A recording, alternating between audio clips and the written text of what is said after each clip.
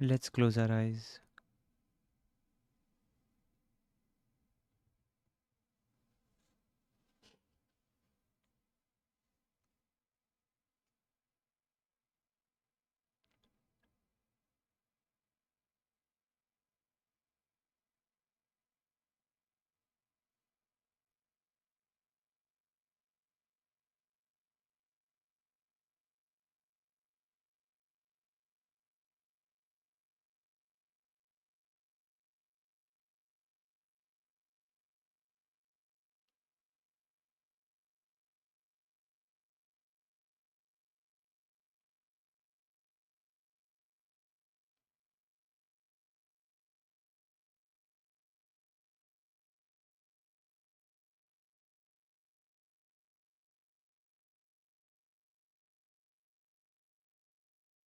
When I started meditating almost 8, 9 years ago,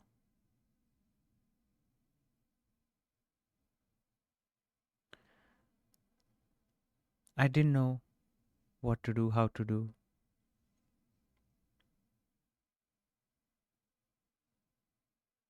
I just went with whatever came on my path. And as my practice evolved over the years, these sessions have also evolved over the years.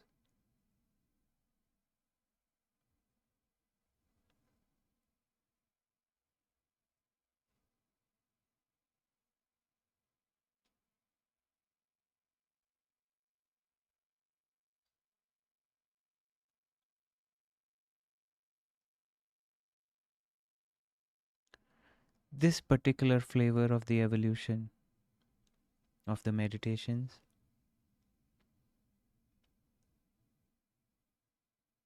is what resonates with me deeply right now.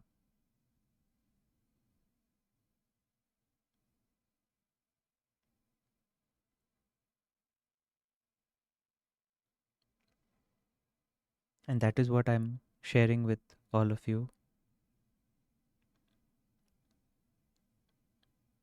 And there's no particular theme or pattern in these kind of meditations, other than the fact that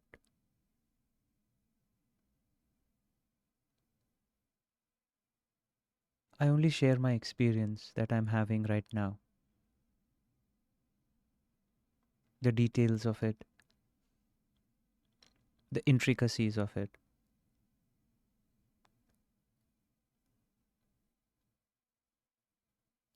And the more deeply you see something that is a matter of fact for all of us,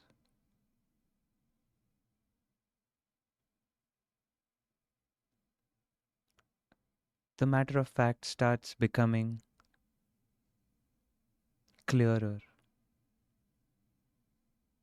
starts emanating insights and wisdom. Not someone else's insights and not someone else's wisdom, but your own insight, your own wisdom.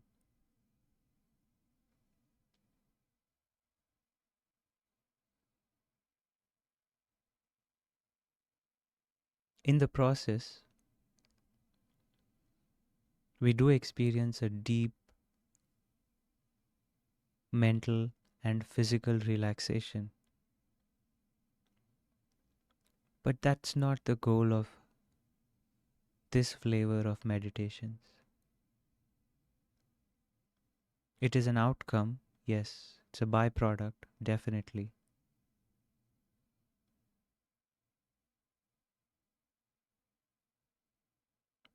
But the aim is to see our experience differently,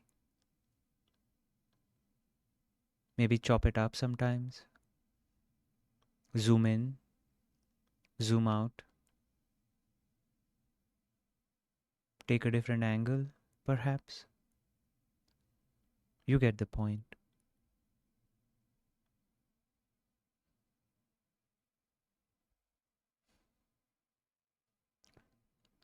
Sometimes I liken these meditations to our evolution of believing in Santa Claus.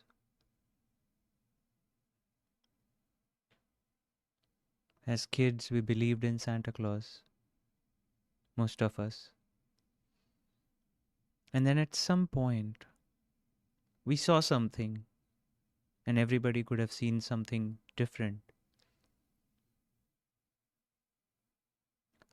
And that just collapsed the previous belief that you had about Santa Claus.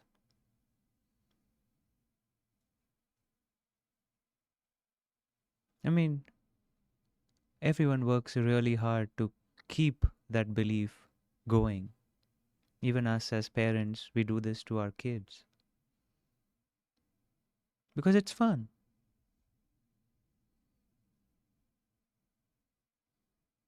But some of our beliefs create misery and suffering for us.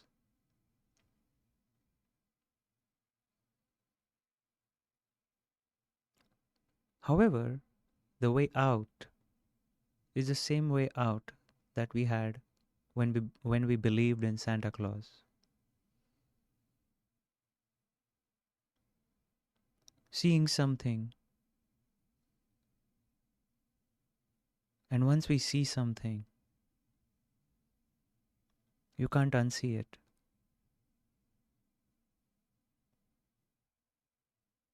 You can be in denial, but it's very hard to unsee something.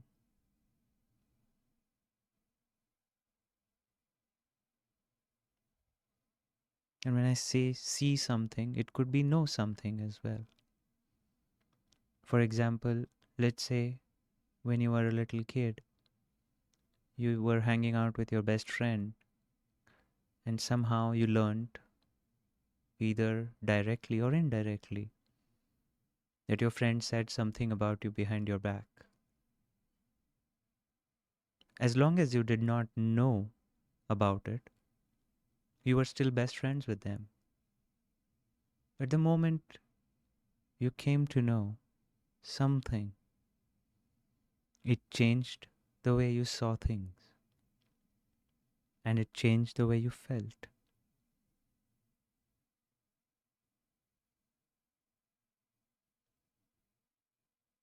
That's the power of seeing something, truly interpreting it, that is congruent with our minds, our bodies, and our heart, so that we are not manipulating our experience. We are not putting a spin on things,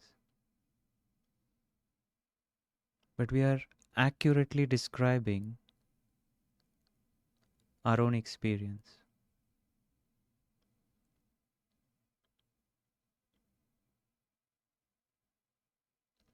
And there is somehow a magical strand to this last piece that I just said. That once you start sharing your own experience accurately,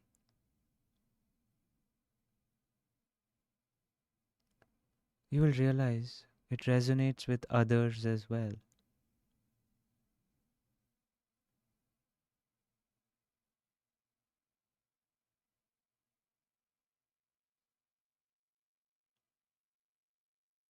The more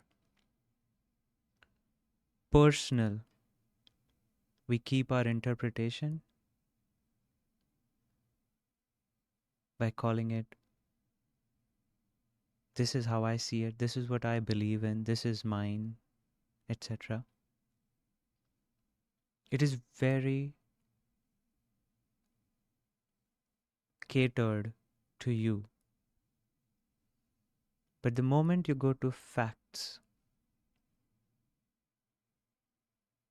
like what I'm describing for the last 10 minutes,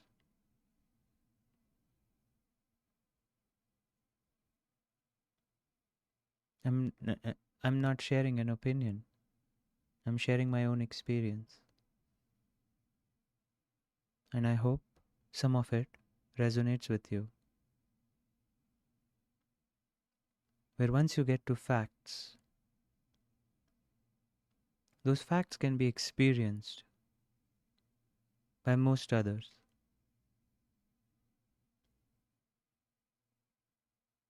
The specifics, the analogies, the triggers might be different, but the facts remain the same. We all experience anger the same way. That's why we can agree, I'm angry. My anger is no different than your anger. It could have precipitated due to different reasons, yes, but anger is anger. Peace is peace. There's no my peace, there's no your peace. Happiness is happiness.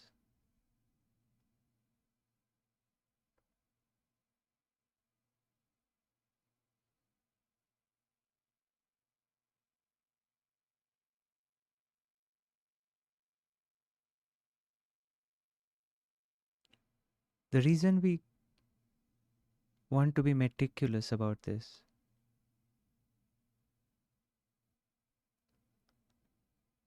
is because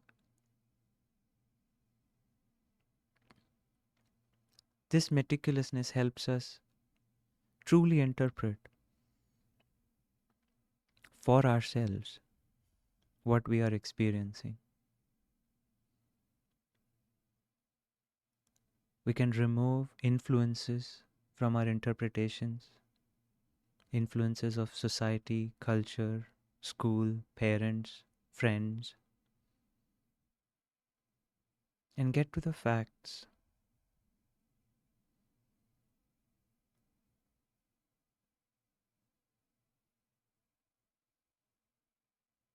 And facts and our interpretation about those facts actually dictate the quality of our life.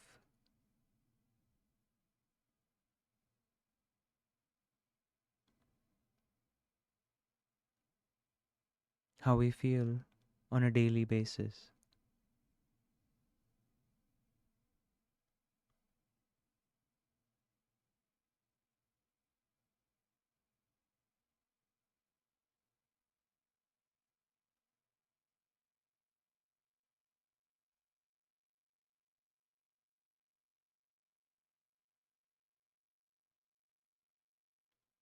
So wisdom and insight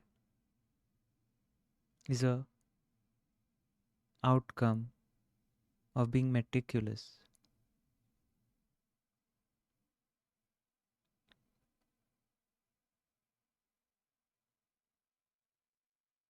And this meticulousness gives rise to clarity first. And once you have clarity, that clarity starts integrating with our bodies and minds. So we start thinking appropriately and feeling congruent with our clarity.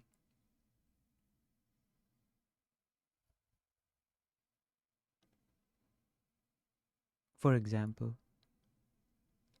as we get into the New Year's, a lot of people make resolutions for losing weight, getting in shape.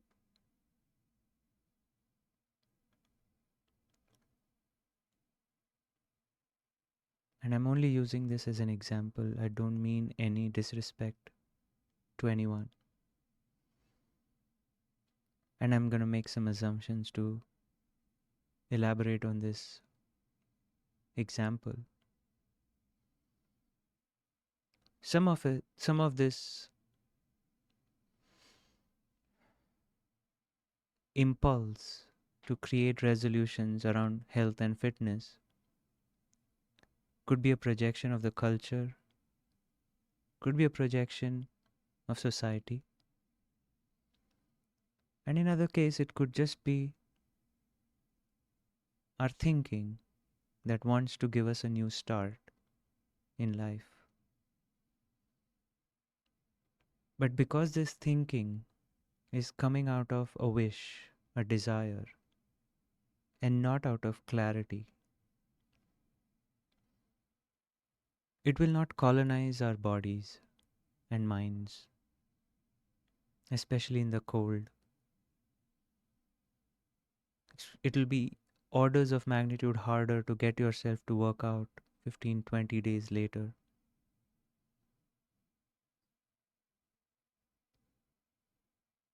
And the habits of the body and mind will take over our new desire to be fit.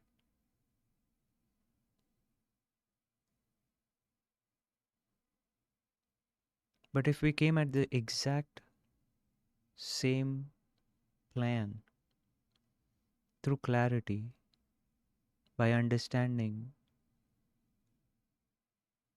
how important it is for us to be fit or to lose weight or to gain weight, to work out, its physiological, psychological, emotional benefits,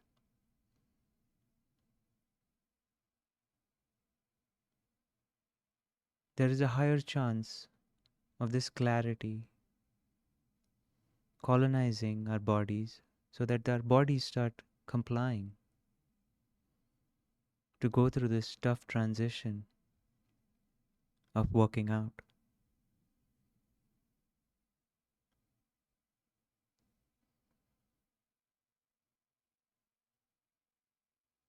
It's almost always easier to do something hard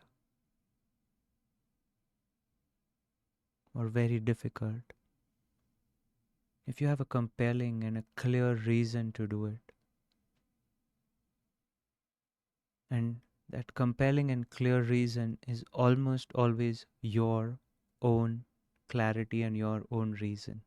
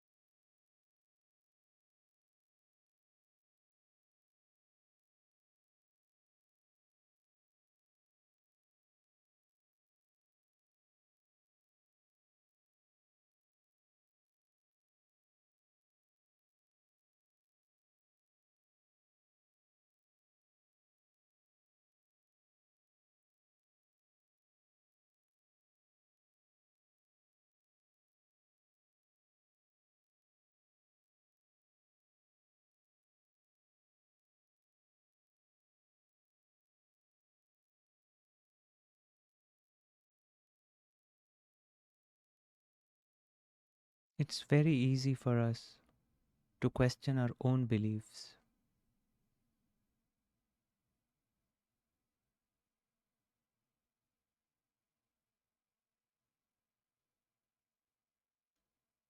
than to question someone else's.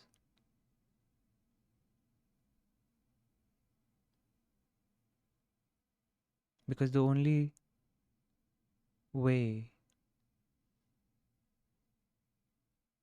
the beliefs become loose in their stronghold that they have over us, or we have a stronghold on those beliefs, is when you're open to them being challenged.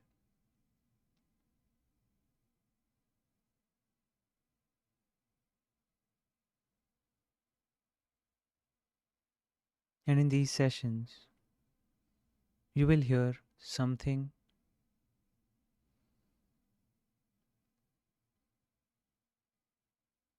that'll probably knock your socks off from time to time.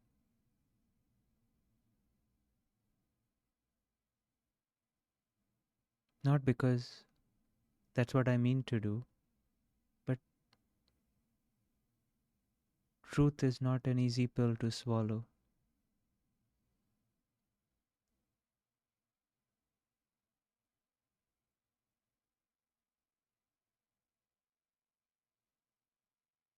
But because you have signed up for this on your own volition,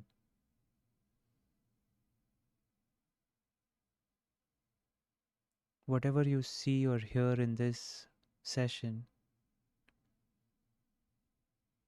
will be like a seed that is sown in your heart and will start sprouting.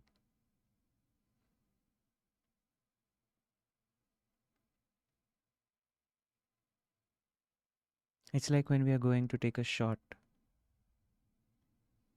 We have to leave our arm loose so that the nurse can give us a shot. But if you tighten your muscles, which is analogous to not being open or ready, the whole process of getting a shot will be very painful and nothing will go inside your body.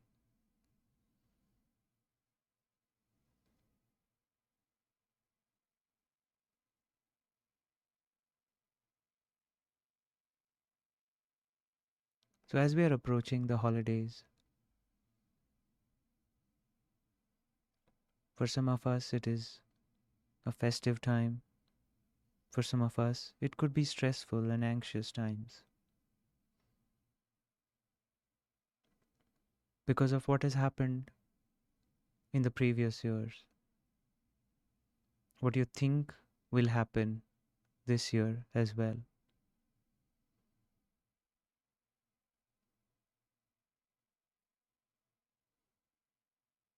Now, that's a belief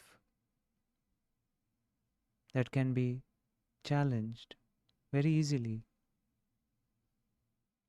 to make ourselves open to a new holiday season, not expecting the same and probably getting the same.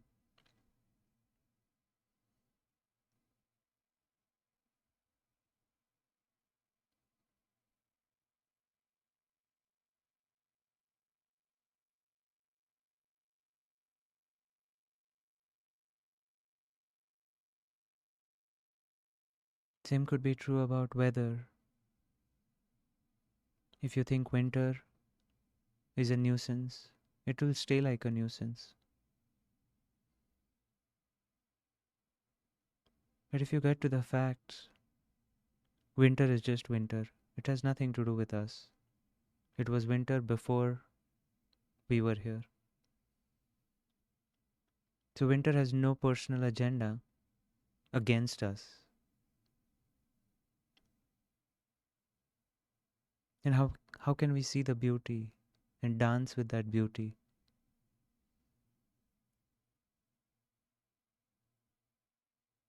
To make it fun, despite challenging.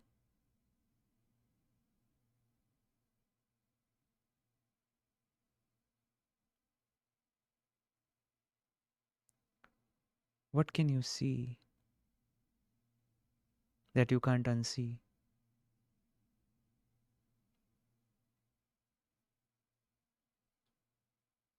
We always use this seeing or hearing for something bad. What I mean by that is everything is just fine in our lives until we get to know that something bad has happened and we start feeling that way. But what if we could proactively use this process to understand and open up the stronghold of beliefs that are gripping our happiness and peace,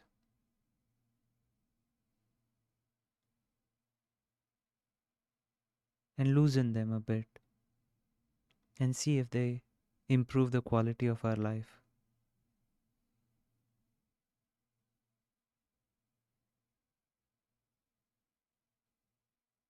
A question that will help or maybe kickstart this process would be to pause and ask yourself, is this true?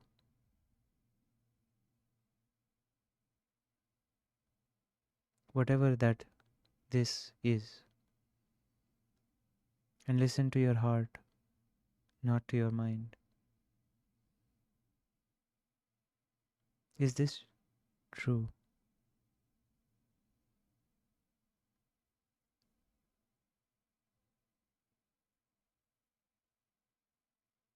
Is this true?